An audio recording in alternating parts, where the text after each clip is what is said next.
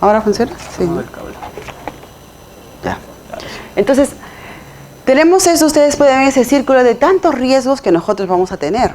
Y que todos estos riesgos, querramos o no, pueden ingresar por los servicios de emergencia y algunos riesgos pueden ingresar por consultorio externo.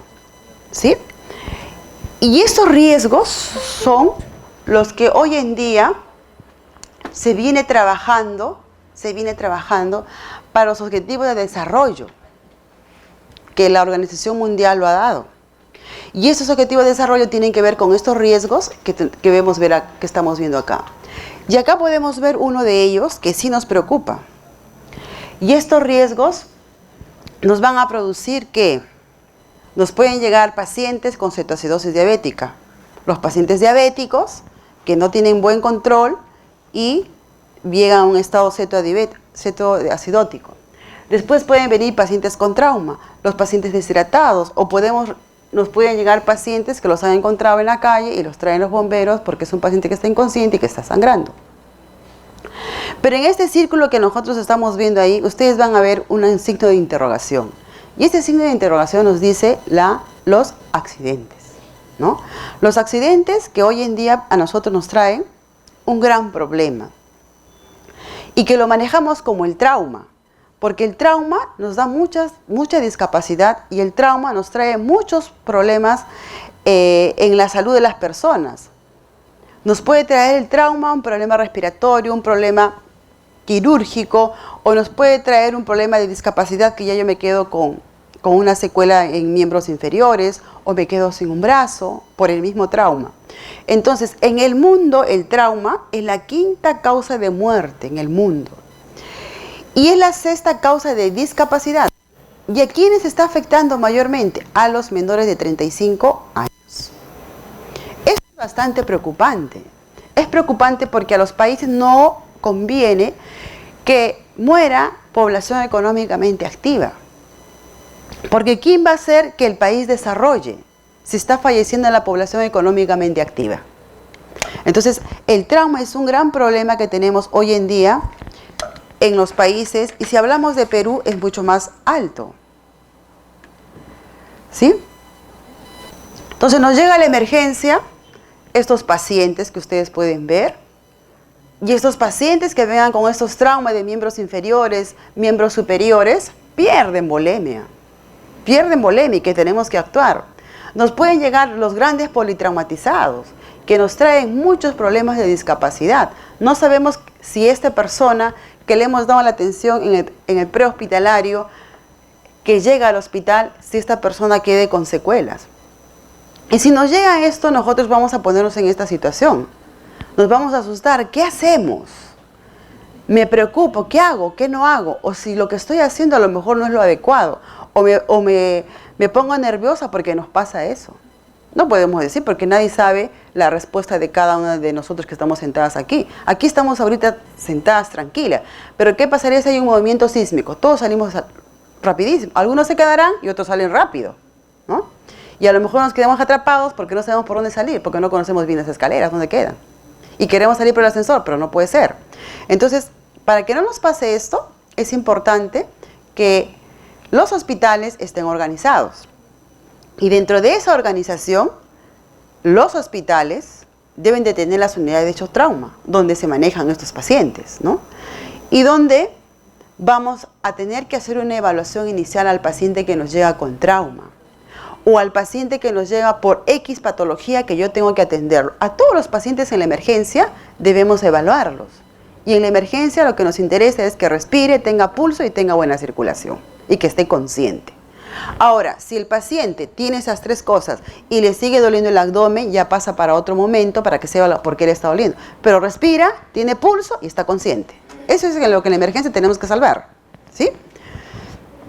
Entonces a este paciente yo le voy a evaluar si respira, tiene pulso y le voy a controlar la presión arterial, ¿cierto?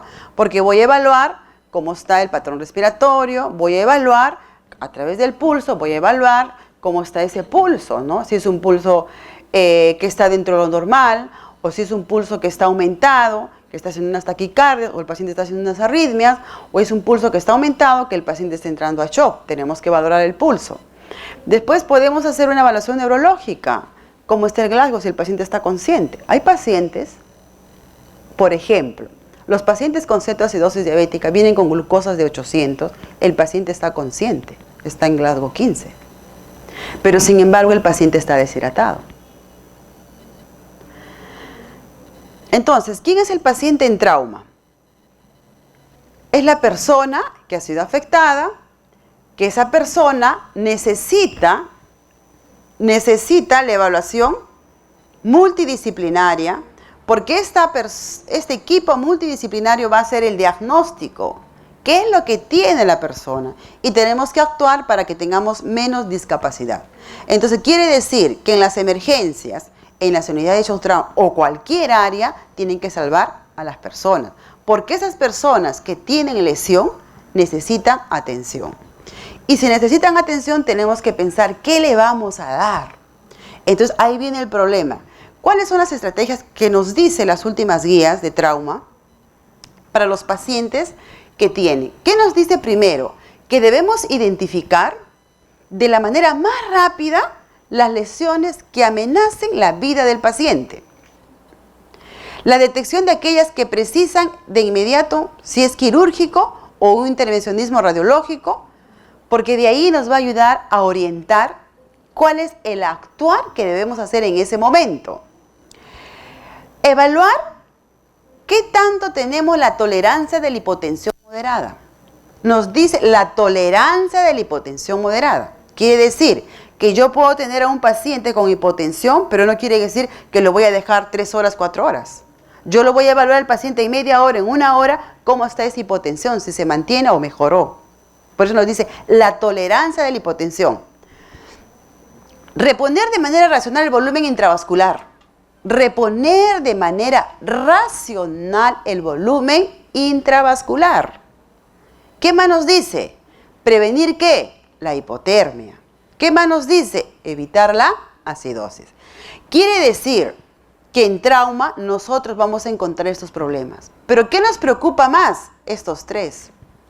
Si yo lo mantengo al paciente hipotérmico, no le doy el volumen que el paciente necesita, entonces mi paciente me va a entrar en acidosis. Ojo, los pacientes que llegan a la emergencia por trauma, ¿qué hacemos en la emergencia? Les quitamos toda la ropa. ¿No es cierto? Quitamos toda la ropa y a eso le administramos cloruro de sodio. ¿Y el cloruro de sodio es caliente o frío? Es frío. Entonces, si sumamos, 1, la hipotermia, baja la temperatura porque no tenemos ropa. Y 2, baja la temperatura más porque le estamos administrando líquidos fríos. Entonces, ese paciente a la larga me va a hacer acidosis. Por eso es que nos dice, evitemos la acidosis. Hay que optimizar el transporte de oxígeno. Si ventila mal, le pongo un cánula binasal, o le puedo poner reservorio, o le puedo poner Venturi, de acuerdo cómo el paciente haga uso de los músculos accesorios, cuánto tiene de saturación. Después, identificar aquellos factores necesarios para el paciente. Si es necesario al paciente administrarle plasma, plaquetas, ácido transaminómico, fibrinógenos, crioprecipitados, complejo, protómico, hay que evaluar. No todos los pacientes necesitan lo mismo. Si el protocolo me dice que debo empezar por plasma, después por plaquetas, después por crioprecipitados, pero si es un paciente que no necesita plaquetas, ¿para qué le voy a administrar? Tendría que ver cómo el paciente me está evolucionando en la media hora y en la primera hora. ¿Qué más nos dice? Garantizar una adecuada perfusión tisular y administrar nuevamente racionalmente los fluidos. ¿Cómo voy a mantener una adecuada perfusión tisular? Con oxígeno y uso racional de fluidos. ¿Qué nos dice? Evitar las coagulopatías inducidas por trauma. Transfusión proporcional de hemoderivados. Podemos utilizar fármacos para mejorar gasto cardíaco y controlar la hemorragia, que esto puede ser a lo mejor que el paciente necesite intervención quirúrgica, ya sea por un trauma abdominal, pélvico, de miembros, sobre todo inferiores. Entonces, esos pacientes van a necesitar fluidoterapia. Y tenemos que ver, ¿qué le colocamos? ¿Líquidos electrolíticos o le colocamos sangre o derivados? Tengo que ver qué es lo que necesita esta persona. Entonces, nosotros podemos administrar líquidos en este tipo de todas las alteraciones que encontremos en las personas, dentro de las tantas que hay. Pero si estamos hablando en la emergencia, tenemos el shock hipovolémico. Es lo que manejamos más, el shock hipovolémico. Depresión de líquidos extracelulares por deshidrataciones, por vómitos. ¿En quiénes más? Eso vemos en los ancianos y en los niños. ¿Sí? La deplusión acuosa, esto viene en las deshidrataciones hipertónicas, ¿no? Por ejemplo, cuando tenemos pacientes con sudoración excesiva, sobre todo en los pacientes diabéticos se pueden presentar esto. Depresiones salinas, cuando tenemos pacientes que tienen problemas porque ingieren diuréticos, pacientes que tienen nefropatías, pacientes que tienen pérdidas digestivas. Cuando tenemos alguna alteración en equilibrio ácido-base. Y cuando hay una alteración de equilibrio ácido-base nos puede dar un shock hipovolémico. Un equilibrio ácido-base nos puede dar un problema cuando el paciente tiene nefropatía. Las insuficiencias renales nos dan equilibrio ácido-base. Hay una alteración. Las hipernatremias también nos dan. Las hipernatremias necesitan más agua. ¿Qué hacen cuando los pacientes tienen el sodio alto? ¿Le administramos cloruro de sodio? No, le administramos agua libre. Si está consciente, que tome más agua. Pero si no está consciente, le administramos agua por sonda nasogástrica. Alteraciones endocrinas, ¿no? Los pacientes con cetoacidosis diabética. Y finalmente podemos administrar también fluidos a través de los medicamentos que los pacientes reciban. Entonces, si hablamos de soluciones intravenosas, ¿qué es lo que debemos aplicar? ¿Cristaloides o coloides? ¿Quiénes son los cristaloides?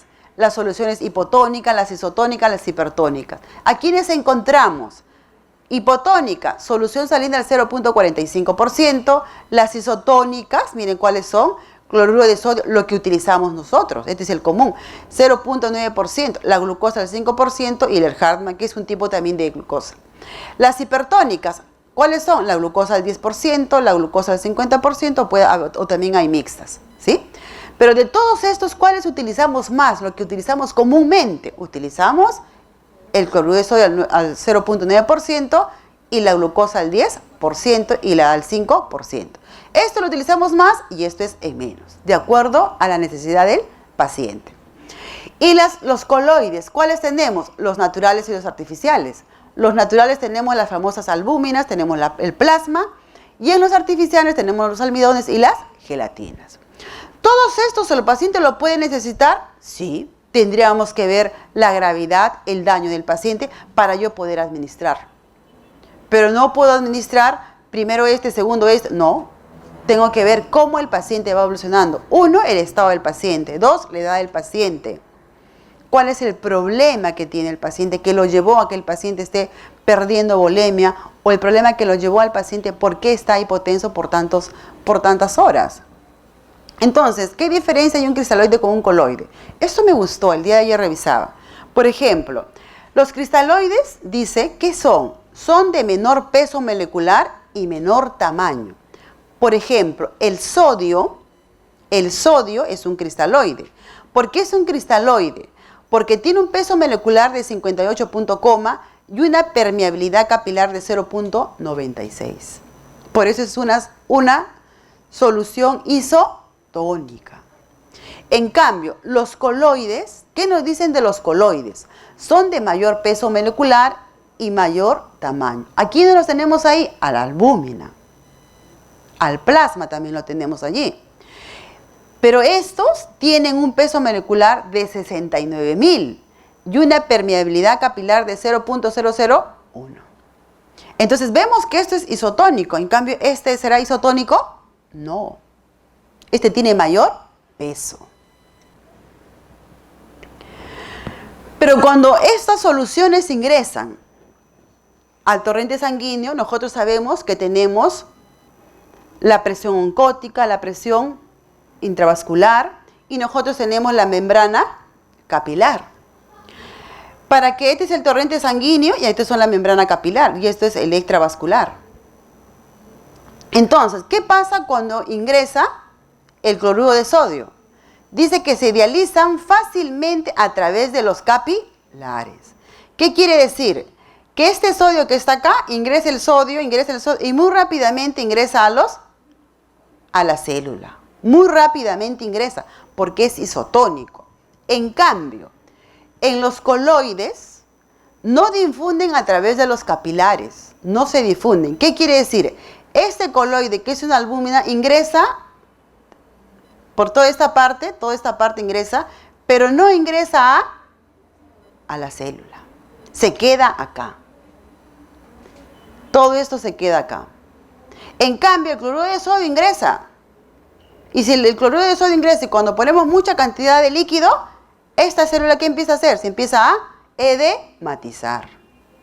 Por eso que cuando nosotros colocamos el cloruro de sodio a los pacientes que necesitan volemia, hay que evaluar. Tenemos que medir la presión sistólica. ¿En cuánto está aumentando? ¿Sí? Entonces, esta es la diferencia del cristaloide y el coloide. Por eso es que la literatura, yo he buscado ayer bastantes información, no hay una literatura que me diga, primero utiliza cristaloide, primero utiliza coloide. No, pero sin embargo los estudios mencionan que se debe empezar con los cristaloides.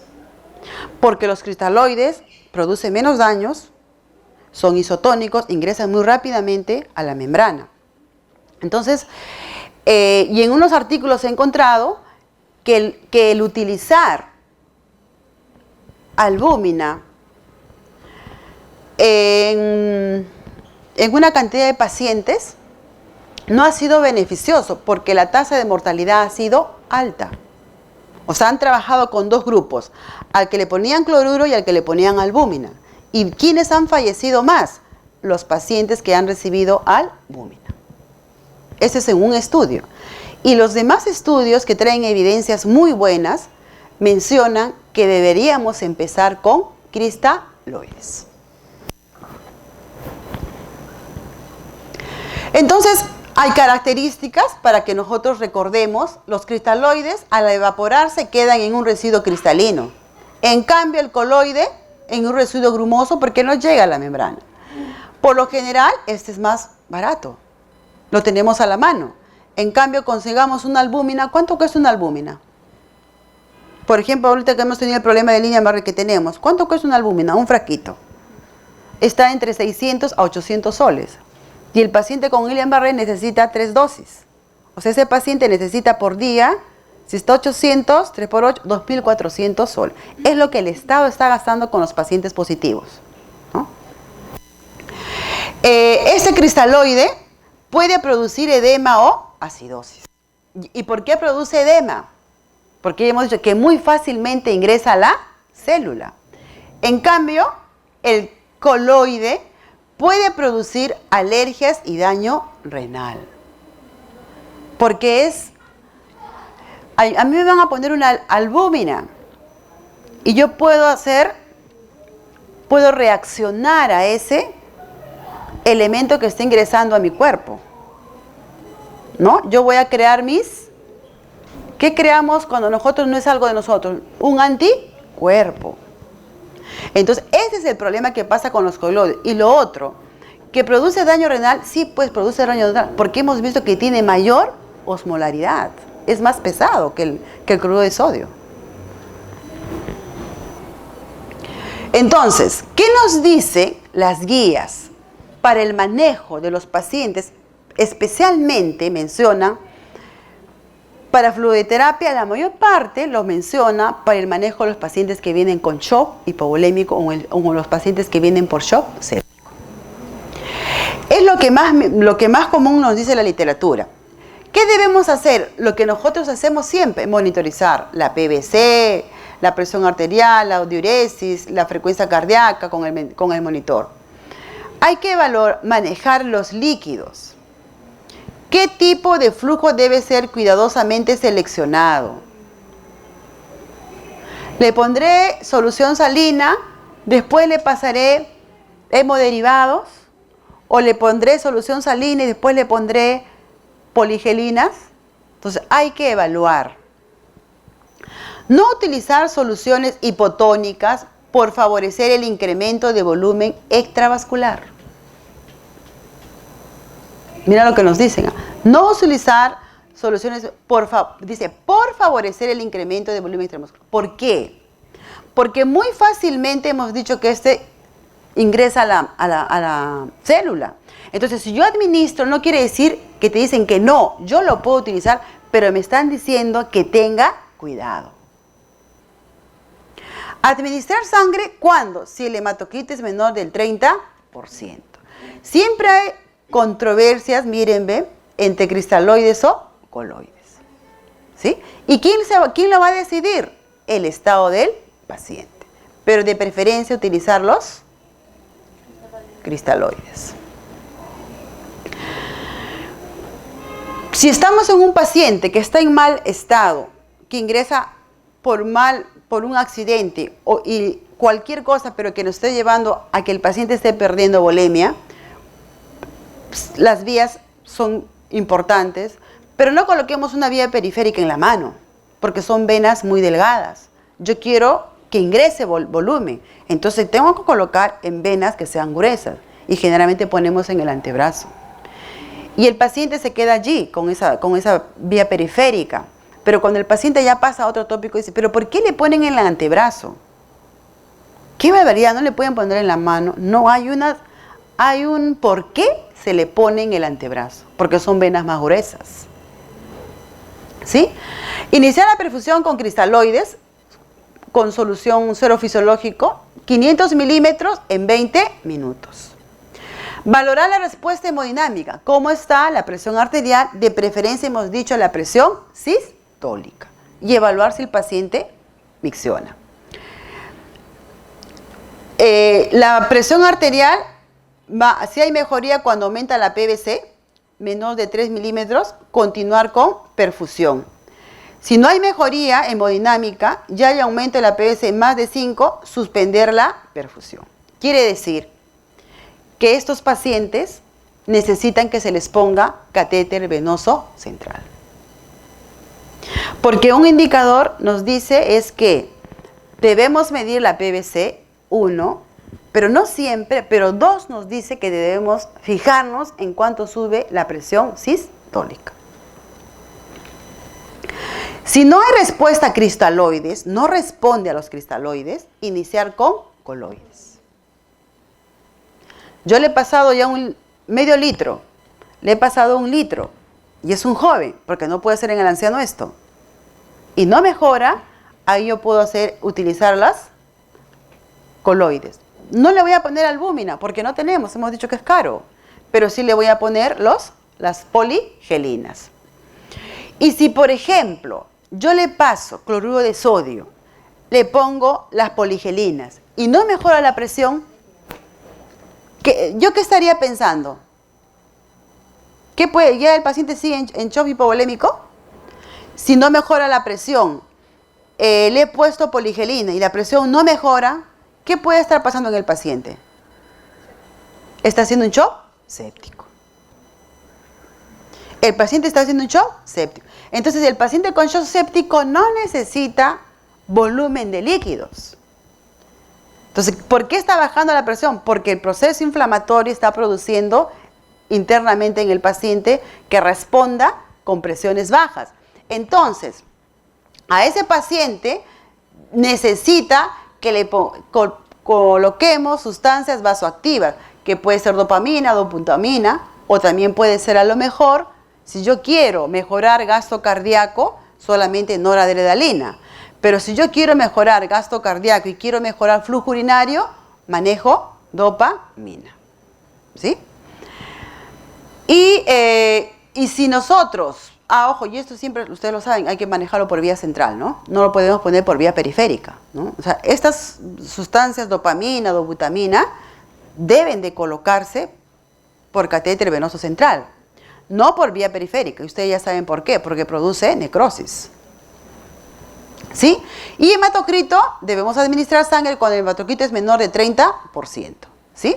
Entonces, acordarse siempre que la presión arterial va a bajar si yo observo en el paciente que está perdiendo sangre. Pero si yo veo que en el paciente está hipotenso, no hay evidencia de pérdida de volumen de sangre, entonces tengo que estar pensando otras causas por qué el paciente me está haciendo hipotensión. Los cristaloides que hemos mencionado, podemos utilizar la solución salina o el lactato de Ringer. Sería mejor utilizar el lactato de Ringer. Pero ¿qué pasa? Que el lactato de Ringer no lo tenemos. Es más costoso. En cambio, el que cuesta menos es cloruro de sodio. Podemos utilizar expansores fundamentalmente, los expansores plasmáticos en el espacio intersticial. La velocidad va a depender mucho con qué catéter coloquemos al paciente. Si yo quiero aplicar al paciente volumen, no le voy a poner pues, un catéter de 22. Le pondré un catéter pues, de 20, ¿no? Que es un calibre más grueso, ¿no? Las necesidades de alto aporte y riesgo de sobrecarga del espacio intersticial nos puede producir edemas o insuficiencias cardíacas congestivas. Por eso que es importante tener cuidado con los pacientes ancianos y con los niños, ¿sí? Y los pacientes cardíacos. No utilizar soluciones hipotónicas, glucosa al 5% o solución salina desaparecen más rápidamente y no tienen capacidad expansora, ¿no? O sea, no nos ayudan mucho. Exacto, no nos ayudan mucho esos. Los coloides que hemos dicho que puede ser la albúmina o también los dextranos, pero eso no tenemos en el dextrano en el mercado, sí, hay en el mercado, pero en las instituciones del Estado, no, porque son un poco más costosas, ¿no? Y generalmente más si se tienen las albúminas, pero lo que tenemos más son las, ¿cómo se llama? Las poligelinas, ¿sí?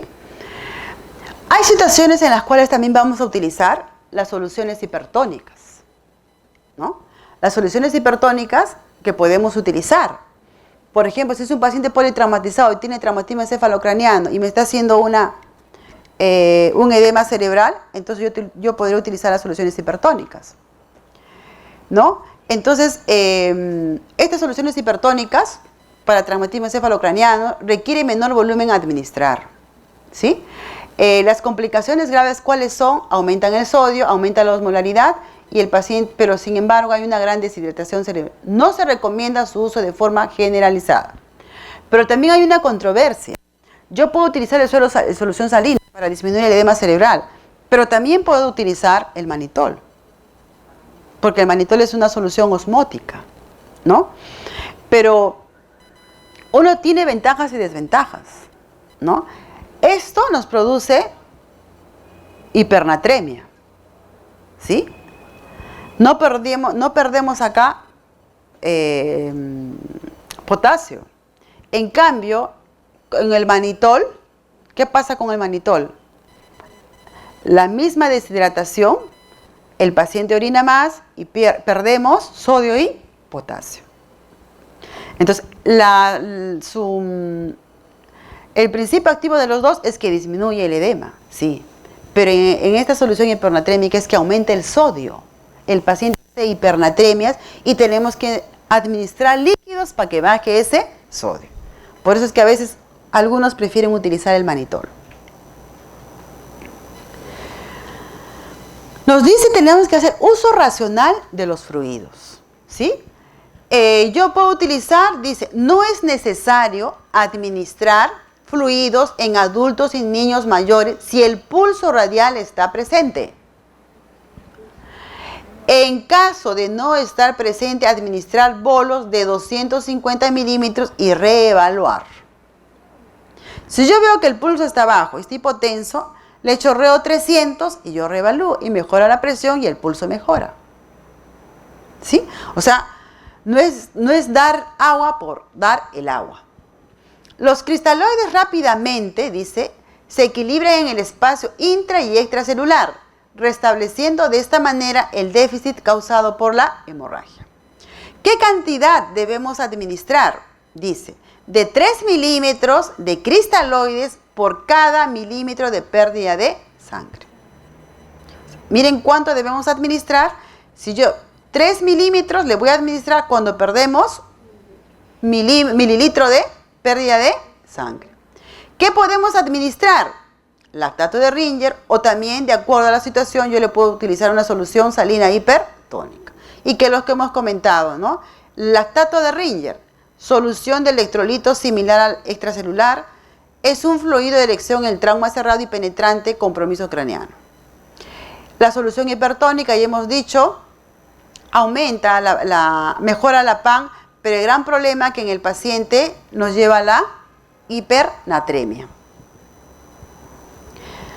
Las pérdidas sanguíneas pueden ser por todas estas, clase 1, 2, 3, 4.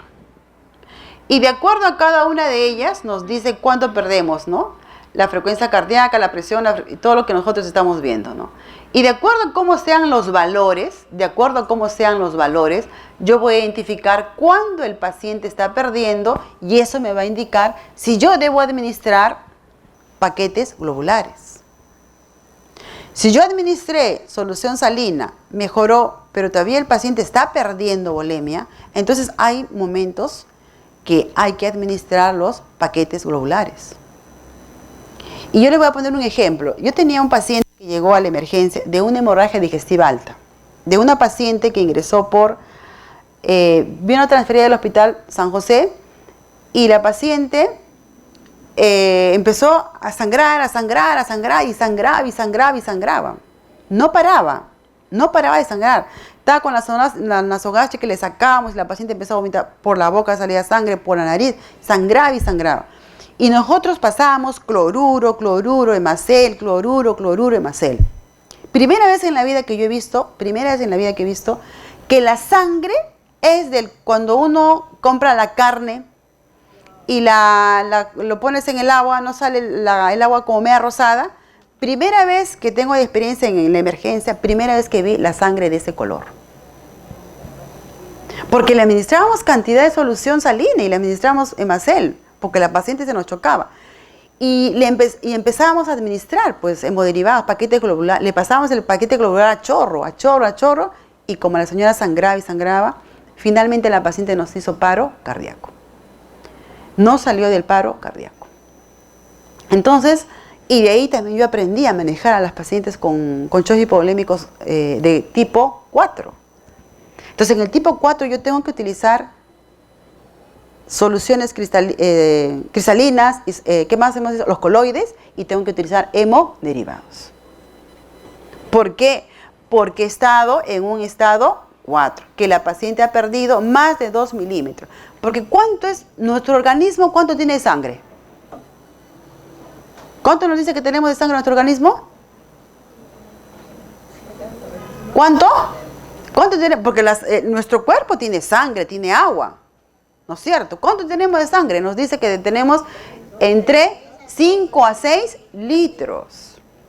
Imagínense a ustedes que le quiten 2 litros. Mi organismo empieza a responder. ¿Y cómo responde? Presión baja y frecuencia cardíaca alta. ¿Qué más? La piel pálida, estoy diaforética, pérdida de conciencia, de estado de conciencia, ¿no? Entonces, mi organismo me dice, oye, me estoy chocando. Por eso es que aumentan la frecuencia cardíaca. Por eso que viene acá los hemoderivados que dice transfundir proporcionalmente de hemoderivados, ¿no? Y que esto va a depender mucho del hematocrito que tenga el paciente. Pero en ese momento que me pasaba a mí, yo le controlaba el hematocrito, ni tiempo tenía para el hematocrito, ni le tomé pruebas cruzadas. Solamente preguntamos qué grupo de sangre tenía la señora al familiar. Nos dijeron, hoy le pasábamos, ni siquiera hicimos pruebas cruzadas. No nos dio tiempo. Y que hay situaciones que pasa eso. Porque en ese momento tú tienes que salvar la vida del paciente. Entonces, el paquete globular es importante y también es necesario preguntar, ¿no? Si la paciente, por ejemplo, tiene antecedentes de anemia. Hay pacientes que tienen anemias crónicas y con hemoglobina de 8 o 9 están bien, ¿no? Entonces, si yo le voy a administrar 8 o 9, me llama la atención, pero es su basal de la paciente, ¿no? Entonces, ¿para qué le voy a aplicar hemoderivados si es su basal? ¿Sí? También podemos administrar plasma fresco, ¿no?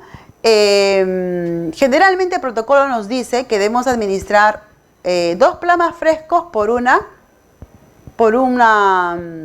por paquete globular.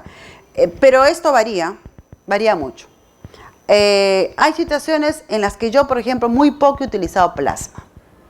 Más he utilizado solución salina, poligelinas y paquetes globulares, pero plasma muy poco. Y en las veces que hemos utilizado plasma, no mejora la presión arterial, no mejora la perfusión arterial en el paciente. ¿Para qué pongo plasma?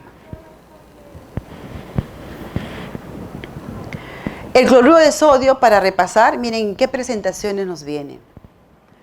45 hipotónicas, isotónicas, hipertónicos y hipertónicos. Miren las concentraciones que hay, ¿sí?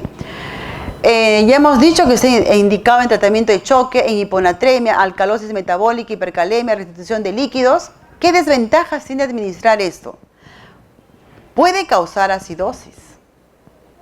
¿Cuándo causa acidosis? Cuando administramos grandes volúmenes. El exceso de cloruro produce pérdida de iones bicarbonato, por eso que el paciente nos hace la acidosis. Puede originar bajos niveles de potasio y puede producir sobrecarga circulatoria. La solución glucosada, esto es lo que nosotros utilizamos más, ¿no?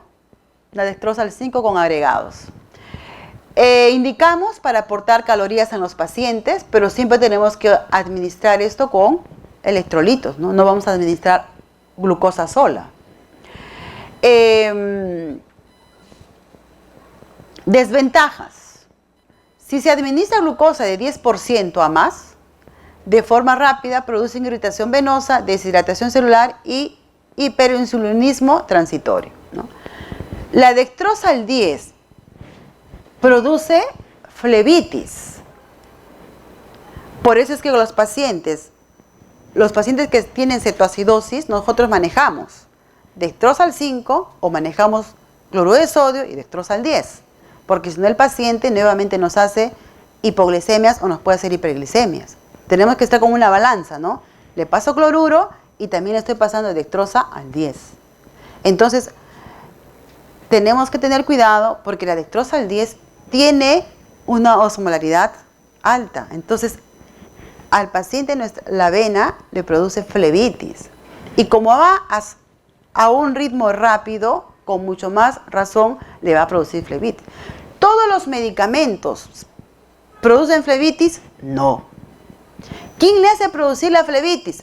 Nosotros los enfermeros. ¿Por qué?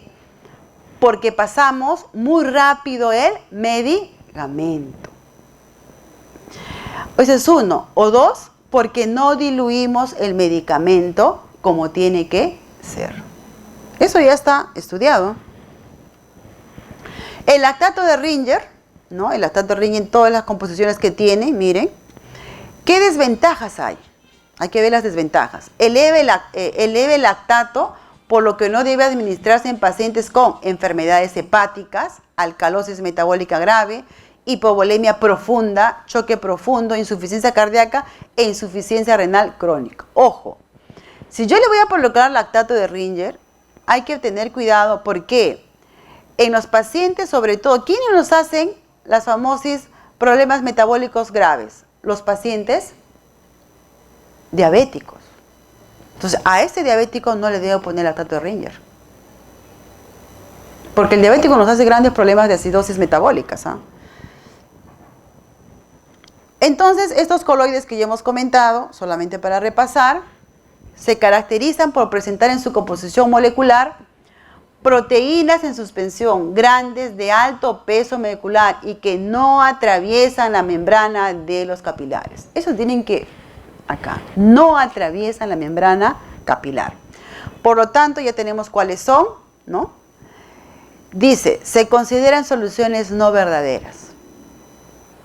¿Por qué no verdaderas? Porque no atraviesa la membrana de los capilares. ¿Qué características tienen esto? Dice, tiene también cositas interesantes. Incrementa la presión osmótica y favorece el movimiento de los líquidos desde el compartimiento intersticial al compartimiento intravascular. Tiene cosas positivas.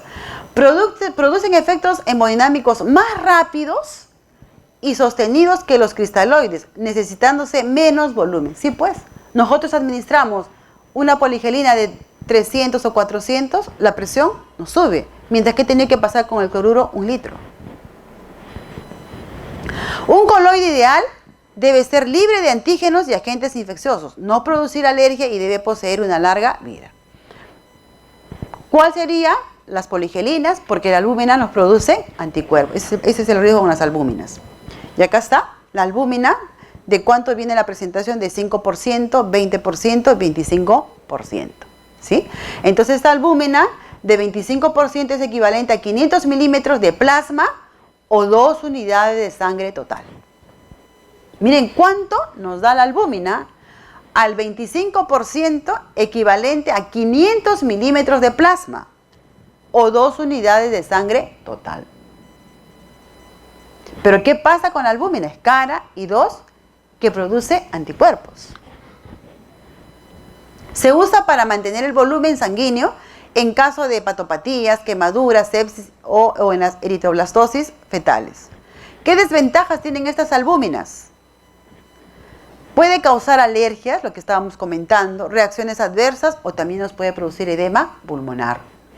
No administrarse en traumatismos cráneoencefálicos. No administrarse en los pacientes que tengan TEC, acuérdense eso. El manitol, que también lo conocemos, viene en esta, es una sustancia de alcohol de azúcar. Tenemos al 20% y al 25%.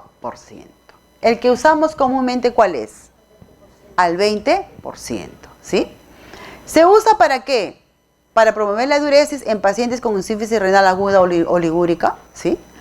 Pero generalmente a veces lo estamos utilizando más para el problema cerebral, ¿no? Para reducir el exceso de líquido cefalorraquídeo, mejorar la presión intraocular o la intracraneana y el edema cerebral. Generalmente yo lo he utilizado más para esto, muy poco para esto. Más utilizar el manitol para esta parte de acá, disminuir edema cerebral, ¿sí? Desventajas, hemos dicho que produce una gran deshidratación de la célula y requiere cuidado en pacientes con alteración cardíaca. Cuando yo administro manitol, el manitol me puede llevar a mí la deshidratación, me puede bajar la presión arterial. ¿Por qué? Porque me está deshidratando a la célula. Por eso es que a mí me indican que yo le debo pasar al paciente 1500 en 24 horas, yo le tengo que poner los 1500. ¿Por qué? Porque este paciente está recibiendo manitol y su célula se está deshidratando. Pero ¿qué pasa a veces? Le pasamos el manitol y los 1500 no le pasamos en 24 horas, sino que le pasamos a veces en 2 días o en 1 día y medio. Entonces prácticamente, ¿qué estamos haciendo en el paciente? Estamos haciendo que esta célula se deshidrate. Y una célula que no tiene agua, cuando hablamos de deshidratación, quiere decir que esa célula no tiene agua, no tiene oxígeno, y por lo tanto, si la célula no tiene oxígeno, ¿qué pasa? Se muere. ¿Y quién sufre más? Las células del cerebro. Por eso hay que poner lo que corresponde en 24 horas de líquido. Bueno, eso es lo que he traído para ustedes. Y para resumir, no hay literatura que nos diga utiliza coloides. No, tan solo la literatura que he encontrado nos recomienda utilizar de preferencia los cristaloides. Beneficio el uno y el otro, ambos tienen beneficios y también ambos tienen desventajas. Pero por la experiencia que tengo yo, de donde yo trabajo, siempre he utilizado primeramente cristaloides. A última opción hemos utilizado los coloides. Y segundo, no olvidarse, no sobrehidratar a los pacientes adultos. No sobrehidratar a los pacientes cardíacos.